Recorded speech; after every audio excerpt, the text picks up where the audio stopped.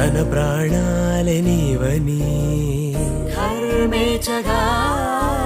తన మనసంత నీదని అర్థేచగా తన వలపంత నీకని కామేచగా అవధులు లేని ప్రేమకై మోక్షేచగా మూడు ముళ్ళతో 7 అడుగుల అగ్ని సాక్షిగా ఇద్దరు ఒకటిగా మారగా